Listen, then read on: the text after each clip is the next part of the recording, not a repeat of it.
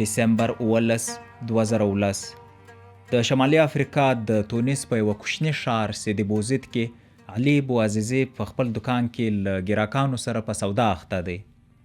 ځانو دا د وړیو په ډبه پسې به ماپښین زما زوی راسي. اوس یې نسم رانی پر ما درنه ده. بېغمه اوسه، زما دکان د شپې تر ناوخته خلاصي.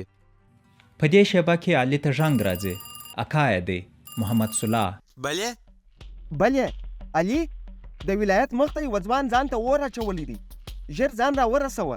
چا ځان ته اور اچولی دی؟ نورې خبرې به هلته کوو. زه هم پر لار یم، په کیسه نه یم خبر.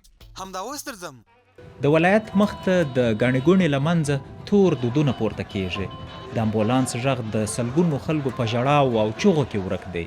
علي هڅه کوي چې د خلکو په منځ کې لار وباسي او سوځېدونکی کس له نږدې وویني. په ورته وخت کې په خپل ټلیفون د روان حالت ویډیو هم ثبتوي. د سوځېدونکي ځوان د وجود لمبې خلکو په خپلو جامو او جاکټونو وروژلې دي. اوس یې امبولانس ته پورته کوي. علي غواړي ځوان له نږدې وویني، خو اکا یې صلاح په مخه ورځي. په چغو چغو د علي په غیږ کې ورلویږي او ورته وایي هسې مه ورځه، د کتلو نه دی. دا خو زموږ د زړه ټوټه محمد دی. دا زموږ خپل محمد؟ محمد بوعزیزي. نو محمد ولې داسې وکړه؟ محمد بوعزیزي د سبزیو په مارکیټ کې په لاسي کراچۍ کې سبزي او میوې پلورلې. عسکرو به هر وخت ترازو ځینې اخیست او بیا یې تر هغو نه ورکاوه چې محمد خپل د ورځې ټوله ګټه ورنیمه کړې نه وای. نن یوې عسکرې د خلکو په مخ کې څو څپېړې وهلې وو او د درست مارکیټ په مخ کې یې سپکې سپورې هم ورته ویلې وې. د محمد زړه ډک و، غوښتل یې ولایت ته خپل شکایت راوړي، خو چا پرې نه ښود چې ولایت ته دننه سي. محمد په ځان کې د عسکرو د هرې ورځې د بدمعاشۍ او د خپل غربت توان نه لیدی. د اعتراض په بڼه یې د هماغه ولایت مقام مخ ته ځان ته اور واچوه. 2 اونۍ وروسته محمد بوعزیزي د خپلو ټپونو تاب هم رانوړ او د تونس په یوه روغتون کې یې د تل لپاره سترګې پټې کړې. د محمد اکا علي بوعزیزي د ولایت مخ ته د محمد له وجوده د پورته کېدونکو لوخړو او د خلکو د اعتراضیه چغو ویډیو په خپل ټلیفون کې ساتلې وه.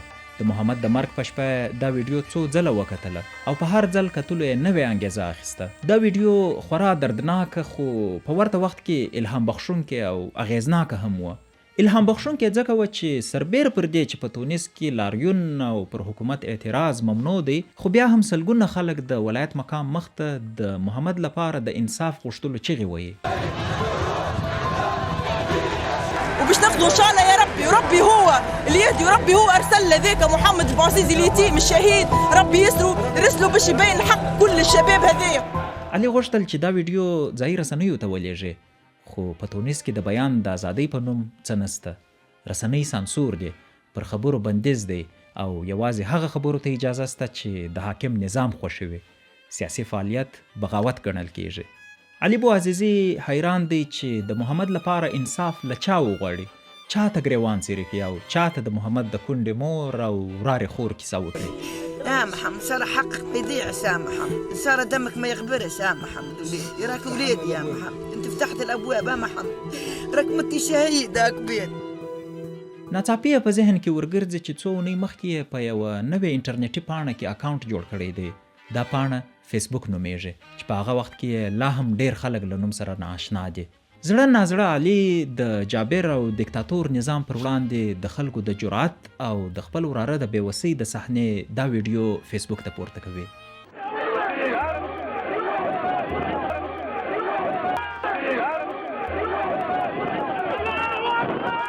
څو دقیقې وروسته خپل فیسبوک ګوري، خو ویډیو تر اوسه هیچا نه ده لیدلې. ښه شیبه وروسته پر ویډیو یو چا کمنټ وکړ، د چوپتیا زولنې ماتېدل غواړي. څو ثانیې وروسته بل کمنټ راځي، موږ باید په ګډه محمد ته انصاف وغواړو. په څو شیبو کې د ننه د علي پر ټلیفون له پیغامونو او کمنټونو وار نه کیږي. ویډیو وایرل سوه، ان تر دې چې الجزیره تلویزیون هم خبره کړه. په سبا نو نه یوازې د سیدي بوزید ښار بلکې د ټول تونس کوڅې له دردېدلو لاریونوالو ډکې وې.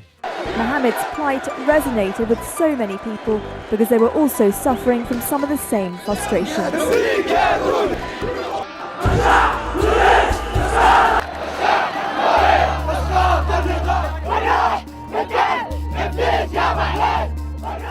نران، ښځې، بوډاګان او ان ماشومان کوڅو ته راوتلي ول او دا نارې یې وهلې.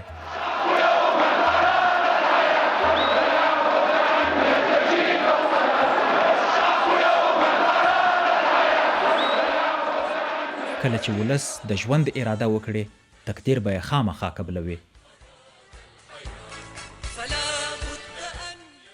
شپه به هرومرو روښانیږي او زولنې به خامخا ماتیږي.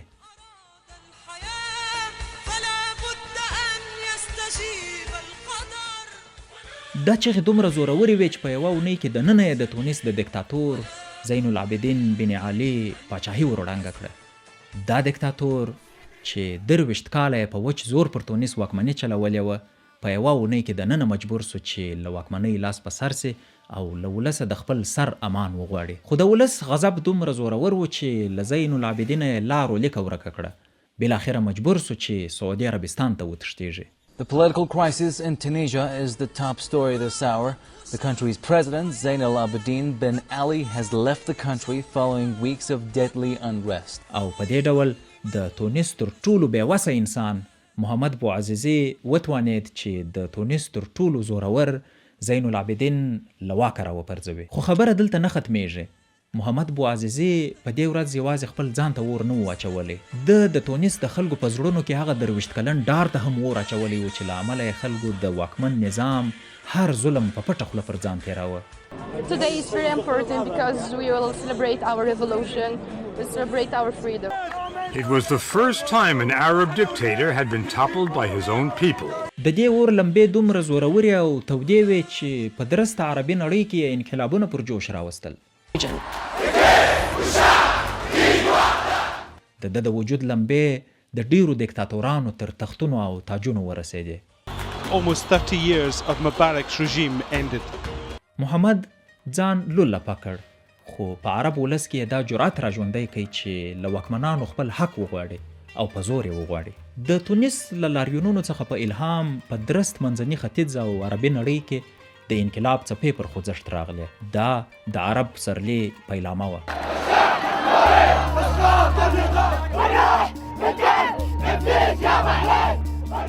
عرب پسرلي ته د ټولنیزو رسنیو انقلاب هم وایي.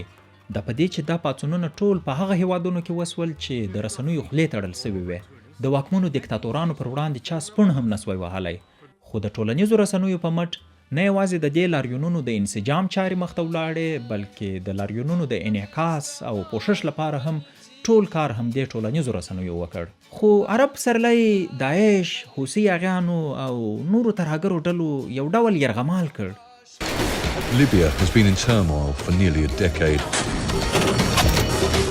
دا سوله ییز لاریونونه چې دیکتاتوران یې راپرځول بالاخره په متشددو پاڅونونو بدل سول او په اکثره ځایونو کې ولس مطلوبه پایله ترلاسه نه کړه. خو دې انقلاب د درستې نړۍ د ولسونو او دیکتاتورانو لپاره یو خورا ستر او معناداره پیغام درلود. هغه دا چې پر انسانانو واک په زور نه کیږي. د ولس یووالی او غضب د معمر القذافي غوندې دیکتاتور هم د پاچاهۍ له تخته راغورځولی او د ښار د کوڅو په صحرایي محکمه کې محاکمه کولی سي. خو شرط د ولس اراده ده. ما عاد نرجع زيت من زيتونه